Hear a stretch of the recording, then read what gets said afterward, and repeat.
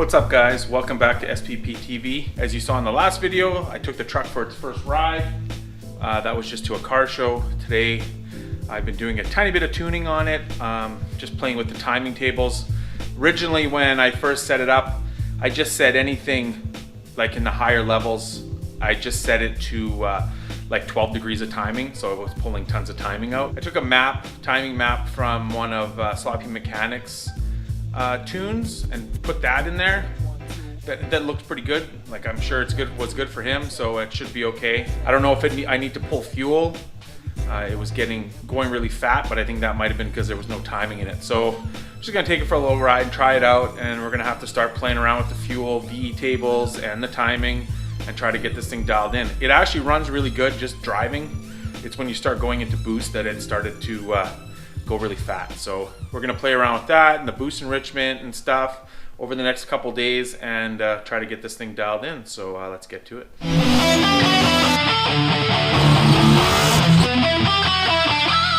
All right guys, so we're out here. I just stopped and got some gas. I kind of got on it a little tiny bit. It actually seems way better now just by changing up that map. So yeah, let's go for a ride.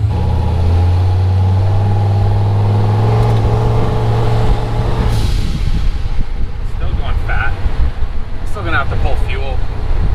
Maybe now that it's warmed up. That's good, like just cruising. 14.6.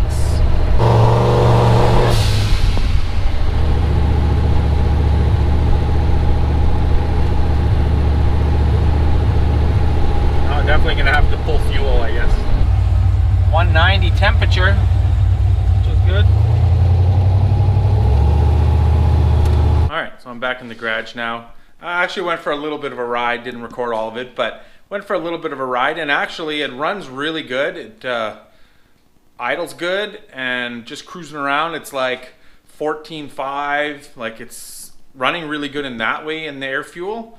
Just as soon as you get on it, it starts to like go really rich. I guess the couple times that I stepped on it on my way to the gas station, it must have been in like warm-up enrichment table or whatever, so it wasn't giving it as much fuel. I'm gonna have to play with the VE table. I kind of knew that. I wanted to just try the timing first, you know, because like I said, I had the timing table set at the higher, like when it started making boost level kind of thing. I had it set at like 12 degrees, so it was pulling tons of timing. So I wanted to see if that would make a difference. Basically what I figured out is that obviously I have to pull fuel from the I could pull it from the VE table, but pretty much what I did is, here, I'll show you guys. I'll try to get in closer to the screen so that you can, so you just go to the engine, and then you go to airflow, and then, so here's your primary VE table. I'll make it bigger. Okay, I'll get right in there. So you can see at over 100 kPa is basically where it starts to make boost. So the fuel goes from, let's just pick, down here it's at like 69, then it starts going up 71, 70, etc. You can go to fuel table and you go to power enrichment. It says it down here. This is the main table that's used to tune wide open throttle fuel. So basically what this does is this just multiplies what's on the VE table. So if the VE table is like 67, let's just say, so this multiplies it by 1.09. So that's like 9% more fuel.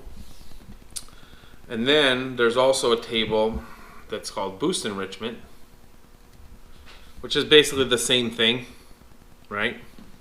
So all I did in here is this was like 127, so I just lowered it. I kind of copied what Mike had done with the shit horse. So now you can see it's 110, but it used to be like 1.27. So that would have been like 27% more fuel. Now it's only 10% more fuel than what the VE table does. Boost enrichment versus map. This table is a fuel air multiplier, just like the PE table in reference to the map. The PCM will use this richer of this table in the PE table. So basically if this one is richer, it's going to use this one versus the PE table to determine the fueling. It is useful for some supercharged and turbocharged engines when boost does not always correlate to RPMs. I'm going to try it like that. Now I was just watching a video by Hunter Tuned, and he was doing some tuning with HP tuners, and he actually zeroes out you just put it to 1.00, the power enrichment and the boost enrichment, and then that doesn't do anything, and then you can just tune by the VE table, which is pretty much how my Mega Squared is. So I mean, you can do it that way. I guess it all depends on how you want to do it. Next thing to do really is to take it for a ride, see how it is, see if it's less fat. He was kind of saying in his video that it was pretty much doing, his truck was doing the same thing, where it was, as soon as it saw boost, it went super fat. I could always do the same kind of thing and turn the boost enrichment and the power enrichment off and just use the VE table, which I guess would be fine too, but we're gonna see how it works like this. Pretty much just copied Matt from Sloppy's.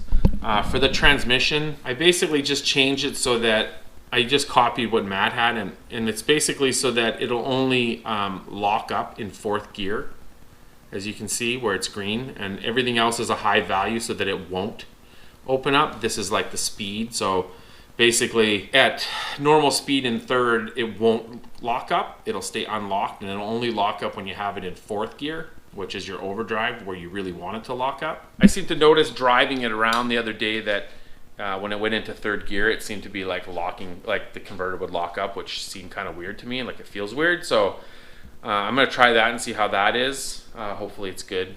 Yeah, so the next thing I guess we're gonna do with the truck is take it for a ride. But before I'm gonna take the truck out for a ride, I actually ended up buying a boost gauge, which I just got right here. This is actually for the Nova, not for the truck. I had purchased this one here, which looks really cool, though it does say blower on it, and it goes to 60 pounds, which is, you know, a lot. It was super cheap, and it was from Princess Auto. The issue with it is it doesn't really work good. Like, it does work, but it's so, you know, it'll read at, maybe it would read at 10 pounds, but it won't read at 6. You have to be on the throttle for a while.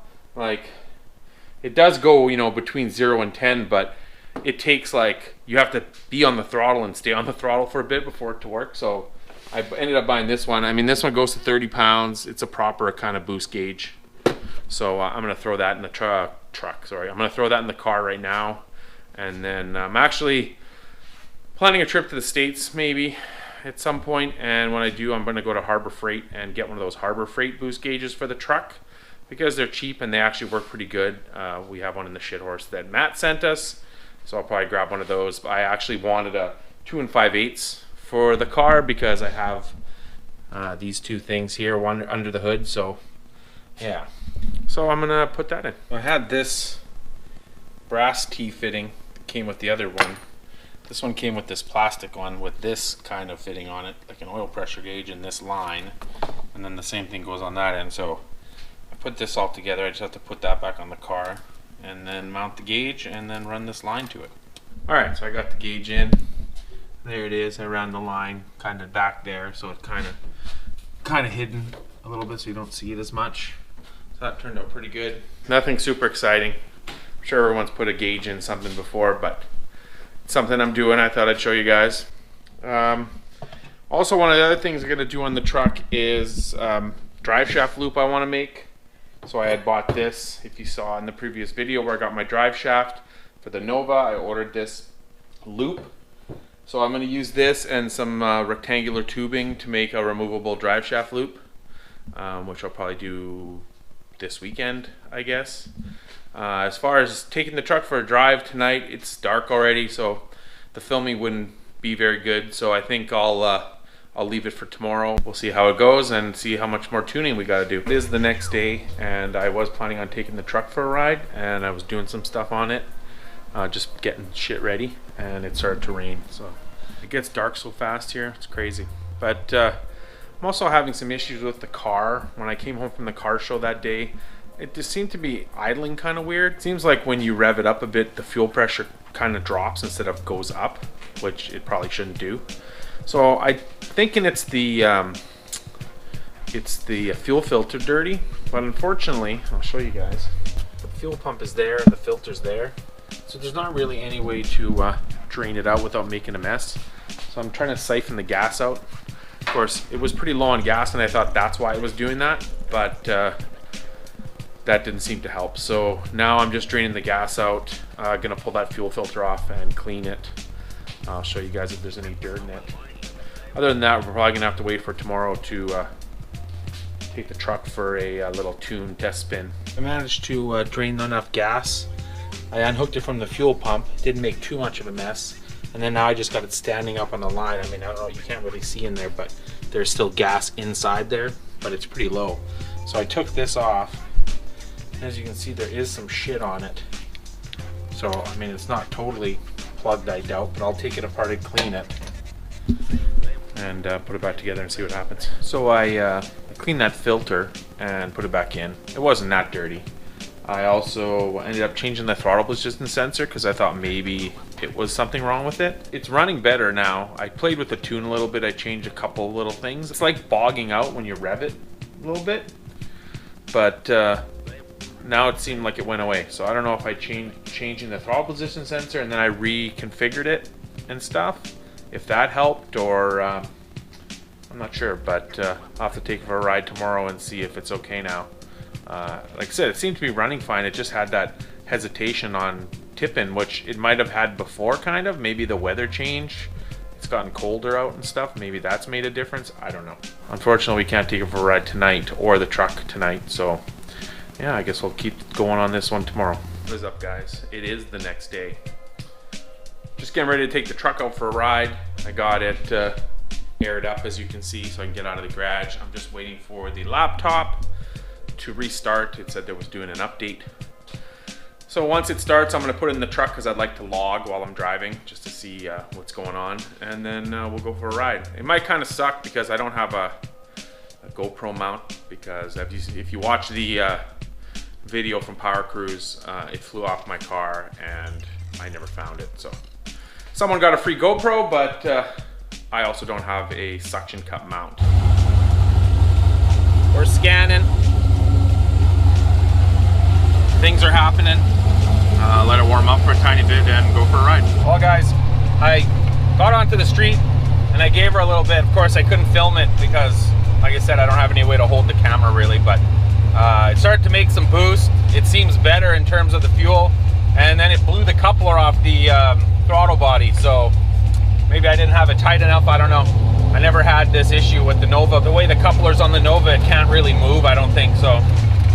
Hopefully it just wasn't tight enough. We'll go back home and we'll try tightening it up, see what happens.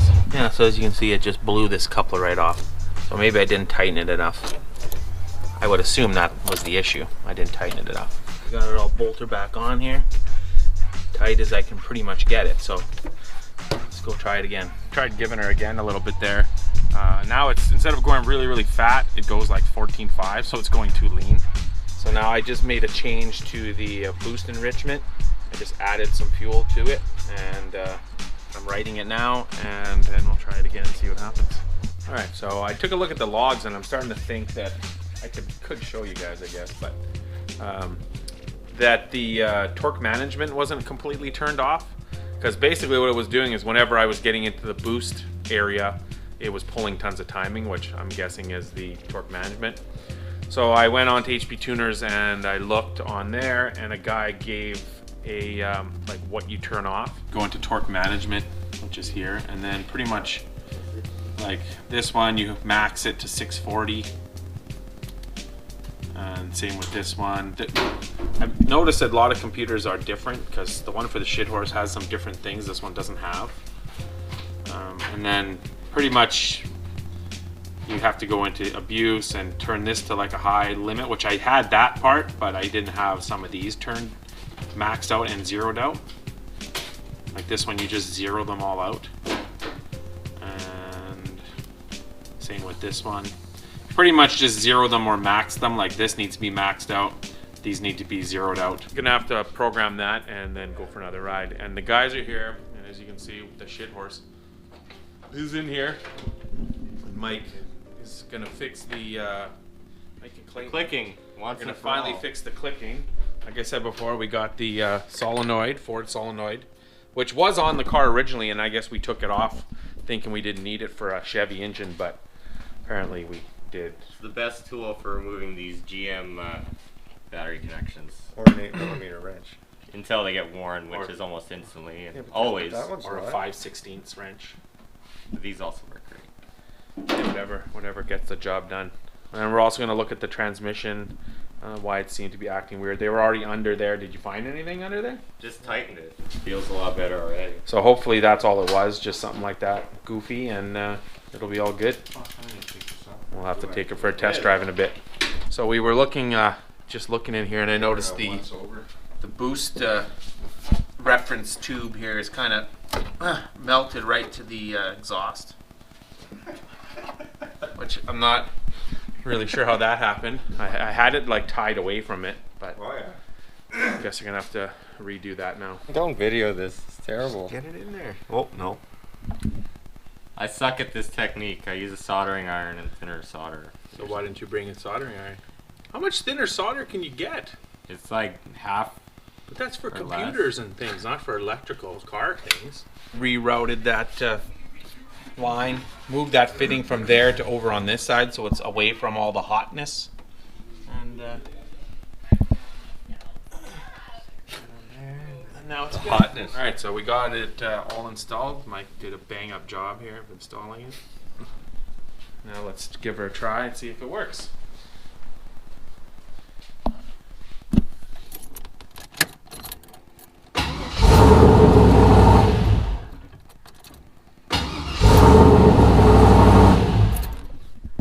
There we have it. No more clicking. No more complaining about the clicking. Yeah. It's kind of sad, guys. It's the end of an era. This car's clicked since the bit. That's been like its thing. We don't want to hear any more about clicking.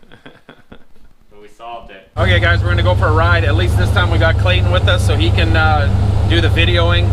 And Mike's also taking the shit horse for a ride to see if the transmission's good now. And yeah, let's see what happens.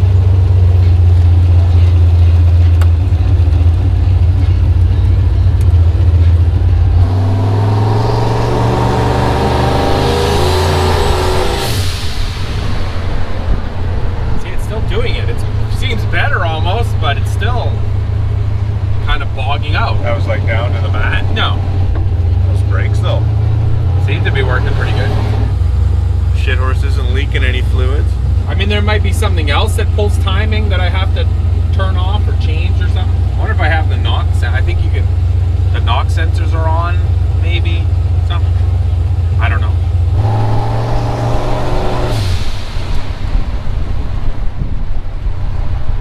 Like the air fuel is at like 12.6 or something. Yeah.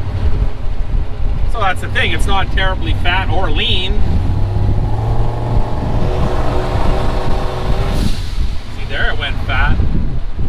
How fat? I didn't see. 10.7. But it's like something's holding it back. It feels. Oh like. Yeah. You know what I mean?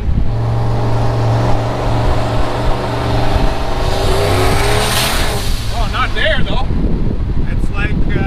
It's like it's got the timing's already pulled, but when it finally does spool up, it's pulled. Yeah, that's where it works. It's there, and so unless I mean, holy fuck, that like broke the tires loose. I woke up pretty fast. As fast? Huh? It's faster than it was with the LT. Yeah. What was that? TPI. Yeah. Oh, definitely. I mean, it should be faster, right? Just got to figure out that transition. That thing should spool up like instant. Oh, yeah.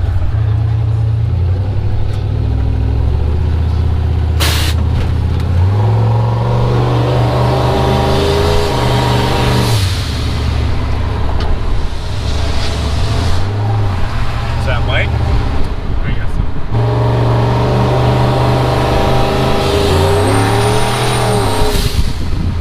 That's it. It almost seems like it isn't torque management. It's holding it back, and then all of a sudden it lets it go. And then when it lets it go, it's like, wow!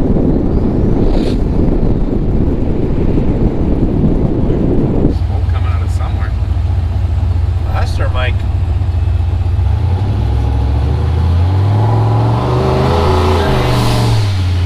The truck still seems to be doing it, as you could see, but once it gets past that transition of maybe it's not enough timing or fuel, too much fuel or whatever it is, definitely goes pretty good.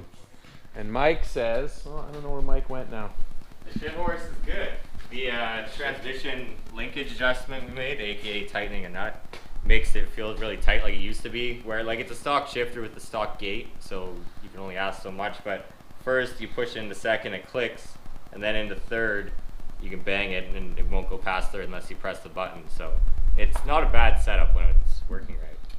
Yeah, so that looks to be all good, and the starter's fixed, and yeah, that's a bonus. the truck's pretty good to go. It just needs more tuning, but it's definitely ready to go cruising with. Keep playing around with it, and hopefully tomorrow night it'll be a nice night to go out. The truck's gonna be fast. Yeah, feels pretty fast. Get that timing figured out, shit. So we'll pick away at the timing a little more, or the tuning, I should say. See what happens. But guess that's gonna be the end for this video. So yeah, like always, like, comment, subscribe, share with your friends, and we'll check you later. Later.